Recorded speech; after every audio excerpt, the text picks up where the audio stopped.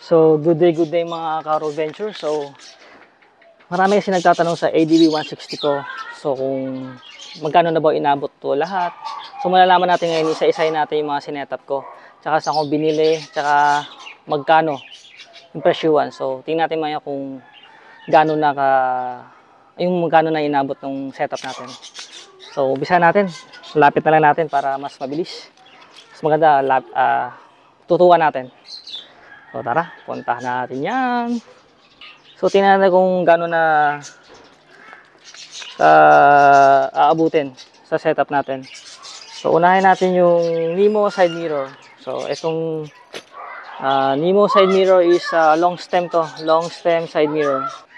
So, long stem side mirror to. So, 1,000 yan, kabilaan. So, may nabili kasi ako dating short stem. So, yan, short stem yan. So, kita nyo naman yung difference. Maiksi talaga yung short stem. Tsaka kapag nagra-ride ako, ayan o, hanggang dito lang. Ito yung nakikita. Hindi nakikita yung likod. So, nahirapan ako. Yan, nagpahito ng long stem. R25, side mirror long stem. Ayan. So, sa mga gusto na ito, universal naman to. Siyempre, yung bracket nyo dapat swak dito. So, sa mga panood na ito, paunahan na lang, comment lang. Pumigay natin tong Nemo short stem. Yan. So, sunod natin yung kilay tint. So, 189 yung kilay tint. Yan, 189. Siyempre, hindi pa kasama yung sa online namin natin binili yan. Hindi pa kasama to. Sa tropa nating nagkabit yan. So, siyempre, hindi pa kasama installation. So, ito, 100 lang. Chameleon tint. Yan. So, yan mga 150. Mura lang yan. So, kilay tint. Next natin is hook bag, 460. So, ito yan. Dalawa na, 460. Yan. Mabilisan na. Pang ano natin yan. Pang barbecue, pang lugaw-lugaw yan, di ba? So, 460, dalawa na yan. So, TDD Giant Eye. So, ito, TDD Giant Eye natin. Sa official store ng TDD Giant Eye, wala na ito. Baka maghanap kayo. Online ko lang nabili ito. Yung link na lang sa baba. Ilagay ko na lang yung link sa baba para hindi kayo hindi kayo maligaw. So kasi naka-install dito yan sa kay Lexi. Ito yung una kong bili. So subok ko siya, maliwanag. Kaya nag-decide ako maglagay rin dito. So pangalawang order ko to. Solid pa rin. So wala sa online lang yan nabili. Wala sa official TD store yan. So rubberized panel gauge. Ito. Rubberized panel gauge, 500 yan. Yan, rubberized panel gauge, 500. K3 Face Enhancer Mark II. 3,000 yan, 3,000. So, Mark II. Ang Mark II kasi version 2. Merong cellphone holder. Yan, pwede kayo maglagay dyan. Yan. Tapos, next natin is toggle switch cover. Yan, 210. Toggle switch cover, ito yan. Ito yung una natin nabili. Same pa rin naman ng tao na binili natin. Ito yung una, nasa 600 plus or yung mga 700. Ito na ngayon is 210 na lang. Maliit na lang kasi. Yan. Yan, 210. Alright. So, sunod natin yung headlight grill guard cover. Ito yan. So, is 500 yan, 500. So, ang problema lang, kinakalawang yung mga, hindi naman kasi stainless yung mga tornilyo niyan. So, hindi na natin sinama yung presyuan ng mga tornilyo na to. Yan. Ito, tornilyo na itong windshield natin. Hindi na natin sinama na yan.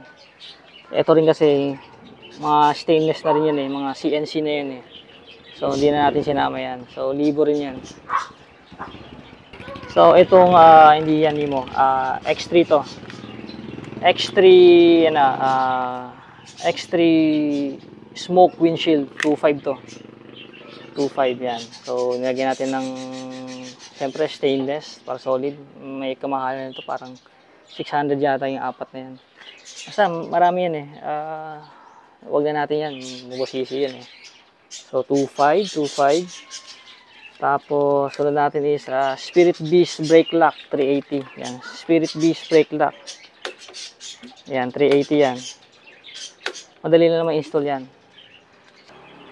So, full crash guard, 4.5. Full crash guard yan kasi nga hanggang dito sa harap meron. Yan, full crash guard yan. Nandun, full crash guard. So yan, 4.5 yan, 4.5. Sunod natin yung crash guard blocks, 8 pieces yan. So let's say mga 650 or 700. Kasi dito 6 pieces, 600 lang. So binilang ko kasi yan. Ito yun eh. 1, 2, 3, 4, 5, 6, 7, 8. Yan. Yan yung ano, yung crash guard block. Motowolf yan, Motowolf. Yan. Sunod natin is water bottle holder. Yan. Water bottle holder yan kasi maganda yan. Medyo may kamahalan yan kasi nga yan may ADB 160. Saka solid yan. Water bottle holder 935. So 935. Sunod natin yung shock absorber cover. 200 lang naman yan. 200, ito lang yan. 200, online lang natin yan. Yan o. So, tapos yung machine natin na engine cover. 670. 670, ito yan. Yan. Sa YouTube natin, meron din kung paano i-install yan. Naka-upload yan. Tingnan nyo na lang. Tapos, saddle bag, 650. Dalawa na yan, 650. Ito. 650. Mga laman yan, yan. 650 yan. Dalawa na yan, left and right. Yun, 650. Ito sticker kasi ito na Road Venture. B-Show lang nakasulat yan. Sticker ko lang. So, nandyan yung mga ano natin. Mga balaklava. At saka mga gloves, extra gloves. Nagay mga extra gloves natin. Sunod natin is XADB Riser 860 yan. XADB Riser. Komportable yan. Mas madali lumiko kapag gamit yung XADB Riser natin. XADB Riser. Ito yan. So, 860 yan. Sa YouTube rin natin yan. Tingnan nyo kung paano ko in-install. Check nyo na lang. Tapos, sunod natin is side pannier box. 2 pieces. So, 1,715 per piece. So, side pannier box. Ito yun. So, and then yung ano natin, laman yan is tire sealant. Tapos yung mga tali, left and right yan. So, 1.7 plus yung each. So, yan. Grill protection signal light, 550. Yan. Grill protection signal light. Ito yan. So, ano yan, 550. Ayan, left and right na yan. So, kapag nag-install na ito, tabas kayo dito. Tabasan nyo yan kasi kapag di nyo tinabasan sa sabit yan, hindi nyo mapapasok. Tatanggal yung flaring kasi may screw sa loob yan. Ganyan yung pagkabit niya, medyo mabusisi lang talaga. Mabusisi yung pagkabit niyan. So, side mirror cover. Side mirror cover, 250. Side mirror cover, 250. Pero tatanggalin ko to kasi yung side mirror cover na to kasi lalagyan ko ng extension to, lagay ng camera. So, tanggalin din natin yan. Tapos, rubber mat. Rubber mat. Ito yung rubber mat natin is 414. Military rubber mat to. Yung military sleeping mat. Ito, yan. Military sleeping mat yan. Pag inantok kayo sa daan, long ride, walang kayong ma-check-in na hotel, kahit dyan muna sa tabi, saglit lang, power nap, mga gamit nito. At least malinis yung higaan nyo. So, camel back seat. So, ang camel back seat natin. So, yan, ang camel back seat natin, 2.8 yan. Yan, 2.8. Yan, 2.8 yan, camel back seat. 2.8. Alright. Next, seat compartment cover. Yan. Ito yan. Seat compartment cover. Yan, maganda yan. May maliit na bulsa dyan. Pixie seat compartment cover. Alam ko sakto to sa PCX at saka sa ADB 160. Yan. So, 1,350 yan. So, gas container is 2,382. Ito yon. 1.5 gallons or 5.5 liters. Yan. So, yan yung itsura. Common kasi yung parang galon lang eh. So, ito, mas unique. Saka sakto kasi sa side pannier ko, nilagyan ko na lang foam para hindi matagtag. Yan. So, tatanggalin natin tong cable tie. Dumating na yung tali ko dyan. Kabit natin mamaya. So, 2382 yan. Tapos, Nura top box. Nura top box. 5.9. Ito, 5.9 to. alloy. Plastic alloy, mas magaan siya. So, 5,900 yan. 5,900. Next natin is top box bracket with side pannier. So, ito yung bracket ni Red Moto Shield. Crash guard natin, Red Moto Shield din yan. Tapos, ang pannier niya, yung kasama na yung pannier dyan is top box bracket with side pannier is 7,500. Yan. So, may in-order ako niyang customize. Ito, customize to, pangalan ng anak ko. Kasi hindi rin pa pala nakikita. Matatakpan din. Pero so, order ako ng bagong design yan. Kaso natatakpan din. Yun, nakatambay lang. Yun, naka-X yun. Yung bagong design ni Red Moto Shield, naka-X na Ito kasi customized pangalan ng anak ko. So, ayan, 7.5 yan. Top box bracket with side pannier. Tapos, wag na natin sama itong mga Motowolf. Mga accessories na naman yan. Let's say 500, 700 to. Ito, parang padlock. Meron din ako ACCS. Hindi ko pa kinabit kasi plano ko dito ko ikabit yan. Tapos ano pa ba? So yung helmet net natin, bago to. Nasa 100 lang to. Visit my TikTok shop. Halos dun ako mo-order halos din lahat sa TikTok shop natin. Road Venture 88 or Road Venture. So visit my TikTok shop lang yan. So itong tali natin, tatanggalin na natin to. Yung mga na yan, cable tie, tanggalin natin yan. Palitan natin ng tali na to. So, let's say mga 220 lang naman to. 220.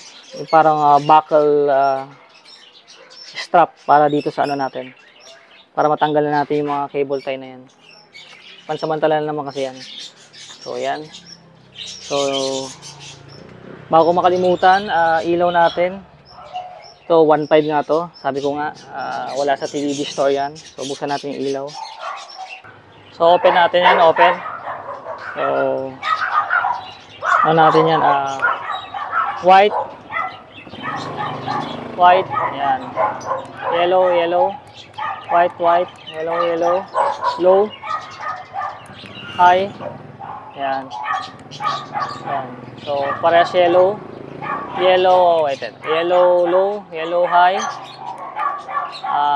white high, yan, white high, ito white high, white low, yan. Tapos meron tayong Pia horn gold, yan yan, yan yung Pia horn gold natin.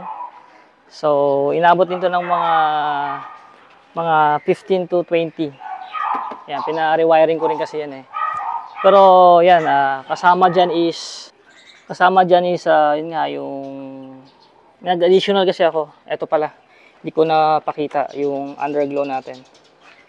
Yan, additional na sa 2,000 tong pa-underglow ko Pa-underglow yan. Sa 2,000 yan. 2,000 plus, pinalagyan natin ng nung rapid. Nilagyan natin ng rapid yan. So, yan. Kapag yan. Hindi siya rapid. Yan. Kapag rapid, so, yan. So, pinalagyan natin. So, magkahiwala yan. So, abutin mostly nasa nasa 20,000. So, compute nyo lahat yun. So, abutin siya ng mga 65K worth of installation sa ganitong setup. Nagpamahalan kasi talaga dyan yung crash guard, top box bracket, enhancer na to, tsaka yung ilaw. Yan talaga nagpamahal dyan. Yan, ito. Saka ito. Mahal yan. Yan yung mga nagpamahal dyan. Siyempre, lalo na yung wirings nung nung ilaw. Yan nagpamahal dyan. So, kasi kapag yan, kapag pinrush nyo yan. Yan. Yan. Mayiging yan. Alam ko ito yung pinakamahal Combination kasi ito. May tawag sila dito Nakalimutan ko lang. Ayan. Yan. Kano rin sa harap kapag Yan. Pag nag-brake tayo, red. So, nakabit na natin yung strap. Ayan. Higpitan na lang natin yan. Kung maganda yung strap, maganda siya. Panalo. Ayan, panalo. At least, terna na, matchy-matchy na. So, yun nga, all in all is 65 all in all is 65,000 yung ganitong setup sa ADB 160 natin, semi off-road look. Yun, 65,000. So syempre di pa natin kasama yung mga insulation yan. Usually yung mga insulation ako na gumagawa kapag kaya naman. So para makatipid tayo sa labor, yan, tayo na gumagawa niyan, DIY natin yan. At saka binablog natin para makatulong din kung marunong, para kayo na lang din mag-install kapag kailangan nyo, makatipid kayo. So hindi pa kasama yan. So siguro next vlog natin, siyempre iba naman kasi yung mga about next vlog natin about protective gears. Kasi bukod sa invest tayo sa ganitong setup, accessories, siyempre invest din tayo sa skills, dapat training tayo, mga ganyan, para mas gumaling pa tayo mag-ride. Tapos invest din tayo sa safety or riding protective gears, mga gears natin, jacket, riding boots, helmet. Siyempre tsaka na natin isasama yan sa next vlog na natin yan. Kung ano yung mga gamit kong helmet, kung ilang helmet yung gamit ko, depende sa trip ko kung anong gusto kong gamitin minsan. Tsaka sa mga gears natin, kailangan doon ko sa next vlog lang sasabihin kung ano yung mga ginagamit nating safety gears, pang riding gears natin. Alright, see you next vlog. Ride safe. God bless all.